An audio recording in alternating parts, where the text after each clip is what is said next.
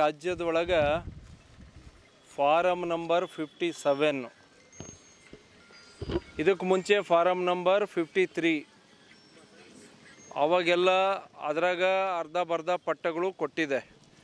30-40 ವರ್ಷಗಳು ಅದೇ ಜಮೀನು ಮೇಲೆ ನಮ್ಮ ಬಡ ರೈತರು, ಕೂಲಿ ಕಾರ್ಮಿಕ ರೈತರು ಅದರ ಮೇಲೇ 1 ಎಕರೆ 2 ಎಕರೆ 3 ಎಕರೆ ಅದನ್ನೇ ವ್ಯವಸಾಯವನ್ನು ಮಾಡಿಕೊಂಡು ಇಡೀ ಜೀವನ ನಡೆಸ್ಕೊಂಡು ಮಕ್ಕಳ ವಿದ್ಯಾಭ್ಯಾಸವನ್ನು ಮಾಡಿ ಮತ್ತು ಅದರಿಂದನೇ ಅವರು ಬದುಕಿರುವಂಥದ್ದು ಕೂಡ. ಅದಕ್ಕೆ ಸರ್ಕಾರ, ನಾನು ಸುಮಾರು ಬೆಳಗಾವಿ ಅಧಿವೇಶನದಲ್ಲಿ ಕೂಡ ಇದನ್ನು ಕ್ವಶನ್ ಮಾಡಿದ್ದೀನಿ. ಫಾರಮ್ ನಂಬರ್ 57 ಬಗರ್ ಹುಕ್ಕಮ್ಮಿಗೆ ಪಟ್ಟ ಕೊಡುವಂಥದ್ದು ಆಗಬೇಕು. MLAಗಳು ಅಧ್ಯಕ್ಷರು ಮಾಡಿದಿರಿ ನಾಮಕೆ ವಾಸ್ತು. ಆದರೆ ಸುಮಾರು ಜಮೀನುಗಳು ನಮ್ಮ ಕ್ಷೇತ್ರದಲ್ಲಿ ಇದಾವೆ. ಆದರೂ ಕೂಡ ಏನು ಅರ್ಜಿಗಳು ಬಂದವು, ನಮ್ಮಲ್ಲಿ ಅರ್ಜಿ ಬಂದಿರೋದು ಸುಮಾರು 10,500 ಅರ್ಜಿ ಇದೆ. ಇಡೀ ನಮ್ಮ ಕ್ಷೇತ್ರದೊಳಗೆ 10-12 ಸಾವಿರ ಅರ್ಜಿಗಳಿದಾವೆ. 10-12 ಸಾವಿರ ಅರ್ಜಿಗಳನ್ನು ವಿಲೇವಾರಿ ಮಾಡಬೇಕು, ರೈತರಿಗೆ ನ್ಯಾಯ ದೊರಕಿಕೊಡ್ಬೇಕು, ರೈತರ ಬದುಕಿಗೆ ಹಸನು ಮಾಡಬೇಕು ಅನ್ನುವಂಥ ಕೆಲಸವನ್ನು ಸರ್ಕಾರಗಳು ಮುಂದೆ ನಿಂತು ಮಾಡಬೇಕಾಗಿರೋದು. ನೀವು ಸರ್ಕಾರ ಏನು ಮಾಡ್ತಾ ಇದೆ ಅಂತ ಹೇಳಿದರೆ, ನಾನು ಸುಮಾರು ಸಲ ಕ್ವಶನ್ ಮಾಡಿದ್ದೀನಿ ಅಧಿವೇಶನ, ಬೆಳಗಾವಿ ಅಧಿವೇಶನ, ಬೆಂಗಳೂರು ಅಧಿವೇಶನದಲ್ಲಿ. ನಾವು ಅರ್ಜಿಗಳನ್ನು ಏನು ಫಾರಮ್ ನಂಬರ್ 57 ಹಾಕಿರೋ ಅರ್ಜಿಗಳನ್ನು ಪಾಪ ಅಧಿಕಾರಿಗಳು ಏನು ಮಾಡ್ತಾರೆ, ನೀವು ಇಲ್ಲ ಅವರು ಬಗರ್ ಹುಕ್ಕಮ್ ಅಂತ ಬರೀರಿ, ಅರ್ಜಿಯನ್ನು ಸಲ್ಲಿಸಿದ್ದಾರೆ ಅವ್ರಿಗೆ ನೋಟಿಸ್ ಕೊಟ್ಟು ನೀವು ಕರೆಸ್ಕೊಂಡು ಅರ್ಜಿ ರದ್ದು ಮಾಡಿರಿ ಅಂತ ಹೇಳಿ ಸರ್ಕಾರ ಮಾಡ್ತಾ ಇದೆ.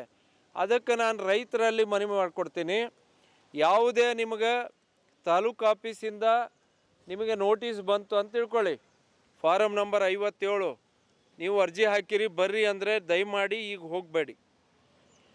ನೀವು ಅರ್ಜಿ ಹಾಕಿದ್ದ ಅರ್ಜಿಯನ್ನು ರದ್ದು ಮಾಡ್ಲಿಕ್ಕೆ ನಿಮಗೆ ಕರೀತಾರೆ. ನಾನು ಬಹಳಷ್ಟು ಜನ ರೈತರಿಗೆ ಕೂಡ ಹೇಳೀನಿ, ರೈತ ಸಂಘದವ್ರಿಗೂ ಕೂಡ ಹೇಳಿದ್ದೀನಿ. ಯಾರು ಇದರ ಬಗ್ಗೆ ಹಚ್ಕೊಂಡು ಯಾರು ರಾಜ್ಯದೊಳಗೆ ಯಾರೂ ಕೇಳ್ತಾ ಇಲ್ಲ. ಯಾಕಂತ ಹೇಳಿದರೆ ಸುಮ್ಮನೆ ನಾವು ರೈತ ಸಂಘ ಅಂತ ಹೇಳಿದರೆ ರೈತರ ಪರವಾಗಿ ನಿಲ್ಲದೆ ಯಾರ ಪರವಾಗಿ ನಿಲ್ಲಬೇಕು? ನಾನು ರೈತನ ಮಗನೇ. ನಾವು ಅದನ್ನು ಕಣ್ಣಿಂದ, ನಮಗೆ ಜನ ಅಧಿಕಾರ ಕೊಟ್ಟಿರೋದು ರೈತರು ಬಡವರ ಪರವಾಗಿ ಸೇವೆ ಮಾಡಲಿಕ್ಕೆ, ಹೌದೇ ಇಲ್ಲೋ? ಅದಕ್ಕೆ ಎಲ್ಲ ನಮ್ಮ MLAಗಳು ಕೂಡ ನನಗೆ 2-3 ಬಾರಿ ಮಾತಾಡಿದಾಗ ಎಲ್ಲರೂ ಸಪೋರ್ಟ್ ಮಾಡಿದರು ಹೌಸ್ನಲ್ಲಿ, ಅಸೆಂಬ್ಲಿ ಒಳಗೆ. ಸರ್ಕಾರ ಅದಕ್ಕೆ ಬೈರೇಗೌಡರು ಏನಿದ್ದಾರೆ ಇದನ್ನು ದಯಮಾಡಿ ನೀವು ಸ್ವಲ್ಪ ಹಳ್ಳಿ ಒಳಗೆ, ಬೈರೇಗೌಡ್ರೆ ನೀವು ಹಳ್ಳಿ ಒಳಗೆ ಏನಾನ ವಾಸ ಮಾಡಿದರೆ ನಿಮಗೆ ತಿಳಿಯತ್ತೆ ಬಡವರ ಕಷ್ಟ ಸುಖ. ಅದರ ಮೇಲೇ ಜೀವನ ಮಾಡ್ತಾರೆ. ಈ ಜಮೀನು ಕಳ್ಸ್ಕೊಂಡು ರೈತರನ್ನ ಬೀದಿ ಪಾಲು ಮಾಡಬೇಕಂತಿದೆಯಾ? ನಿಮ್ಮ ಕೋರಿಕೆ ಏನಾರು ಇದ್ದರೆ ಅದನ್ನು ಹೇಳಿಬಿಡಿ. ನಾವು ರೈತರಿಗೆ ಅನ್ಯಾಯವಾದರೆ, ರೈತರ ಜಮೀನು ಬಿಡಿಸಿದರೆ ನಾವು ರೈತರ ಪರ ನಿಲ್ತೀವಿ. ಏನು ಕಾರಣಕ್ಕೂ ರೈತರ ಜಮೀನು ಕಸ್ಕೊಳ್ಳೋಕೆ ಬಿಡೋದಿಲ್ಲ. ಅರ್ಥ ಆಯ್ತಾ? ಅದಕ್ಕೆ ಸರ್ಕಾರ ಈಗಲೂ ಟೈಮ್ ಇರಿಲ್ಲ. ತಾವು ಎಚ್ಚೆತ್ಕೊಂಡು ಬಗರ್ ಹುಕ್ಕಮ್ನಲ್ಲಿ ಫಾರಮ್ ನಂಬರ್ 57ನಲ್ಲಿ ಪಟ್ಟಗಳು ವಿತರಣೆ ಮಾಡಲಿಕ್ಕೆ ಅಧಿಕಾರಿಗಳಿಗೆ ಡೈರೆಕ್ಷನ್ ಕೊಡಿ. ನಾವು ಮೀಟಿಂಗ್ ಕರೀಲಿಕ್ಕೆ ತುದಿಗಾಲ ಮೇಲೆ ನಿಂತೇವೆ. ನಾವು ಅದನ್ನು ಕೇಳಿದರೆ ನಮ್ಮಲ್ಲಿ ಯಾವುದೇ ಭೂಮಿಗಳಿಲ್ಲ ಅಂತ ಹೇಳ್ತೀರಿ. ಭೂಮಿ ಇರೋ ತೋರಿಸ್ತೇನೆ ನಾನು. ನೀವು ಗೋಮಾಳಕ್ಕೆ ಬೀಳಕ್ಕಿದೆ, ಎಲ್ಲ ಇದೆ. ಯಾಕೆ ಅಷ್ಟು ವರ್ಷ ಬಿಟ್ಟಿಲ್ವಾ? ಈಗ ಸಾಗು ಮಾಡ್ತಾ ಇದ್ದಾರೆ. ಸಾಗು ಮಾಡಿಕೊಂಡು ಗೋಮಾಳ ಜಮೀನೇ ಬೇರೆ ಇದೆ, ಇದಕ್ಕೆ ಸಾಗು ಮಾಡಿಕೊಂಡು ಜೀವನ ಮಾಡ್ತಾ ಇಲ್ವಾ ಇಷ್ಟು ವರ್ಷ? ಯಾಕೆ ಕೊಡಬಾರ್ದು? ಇದನ್ನು ಸರ್ಕಾರ ಏನಾರ ವಿಳಂಬ ಮಾಡಿದರೆ ಇನ್ನು ಇಡೀ ರಾಜ್ಯದೊಳಗೆ ರೈತರು ಎಚ್ಚೆತ್ಕೊಂಡು, ನೀವು ಈಗ ಕೇಳದೇ ಇದ್ದರೆ ನಿಮಗೆ 30-40 ವರ್ಷದಿಂದ ಏನು ನೀವು ಸಾಗು ಮಾಡಿ ಜೀವನವನ್ನು ಮಾಡ್ತಾ ಇದ್ದೀರಿ, ಈ ಸರ್ಕಾರ ಬೀದಿಗೆ ತರೋದರಲ್ಲಿ ಅನುಮಾನ ಇಲ್ಲ. ಅದಕ್ಕೆ ಎಲ್ಲ ರೈತರು ಕೂಡ ಎಚ್ಚೆತ್ಕೊಂಡು ಇಡೀ ರಾಜ್ಯದಲ್ಲಿ ಹೋರಾಟಕ್ಕೆ ನಿಲ್ಲಬೇಕಂತ ಹೇಳಿ ನನ್ನ ಆಗ್ರಹ.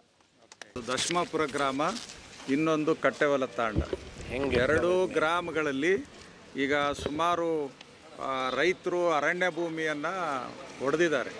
ಅವರಿಗೆ ಅರಣ್ಯ ಹಕ್ಕು ಮಾನ್ಯತೆ ಕಾಯ್ದೆ ಪ್ರಕಾರ ಗ್ರಾಮ ಸಮಿತಿಗಳನ್ನು ನೇಮಕ ಮಾಡಿ ಅವರಿಗೆ ಅರಣ್ಯ ಭೂಮಿಯನ್ನು ವಿತರಣೆ ಮಾಡಬೇಕು. ಒಂದು ನಿಮಿಷ. ಏನಾಗಿದೆ ಅಂದರೆ ಗ್ರಾಮ ಪಂಚಾಯಿತಿಗಳು ಅವರ ಅರ್ಜಿಗಳನ್ನು ತಿರಸ್ಕಾರ ಮಾಡಿದ್ದಾರೆ, ಸರಿಯಾಗಿ ಪರಿಶೀಲನೆ ಮಾಡಿಲ್ಲ, ಮತ್ತು ಸ್ಥಳಕ್ಕೆ ಭೇಟಿ ಕೊಟ್ಟು ಅದನ್ನು ಮಾಡಿಲ್ಲ. ಆದ್ದರಿಂದ ಈಗ ನಾವು ಮರುಪರಿಶೀಲನೆ ಮಾಡಿ ಅಂತೇಳಿ ಮನವಿ ಮಾಡ್ಕೊಂಡಿದ್ದೀವಿ ಎ.ಸಿಗೆ ಮತ್ತು ತಹಸೀಲ್ದಾರ್ಗೆ. ನೀವು ಮಧ್ಯಪ್ರವೇಶ ಮಾಡಿ ಅದನ್ನು ಗ್ರಾಮ ಸಮಿತಿ ಮರುಪರಿಶೀಲನೆ ಮಾಡೋದಕ್ಕೆ ಅವರು ಕ್ರಮ ವಹಿಸಬೇಕು ಅಂತೇಳಿ ಸೂಚನೆಯನ್ನು ಕೊಡಬೇಕು ಅಂತ ನಾವು ವಿನಂತಿ ಮಾಡ್ತಾಯಿದ್ದೀವಿ.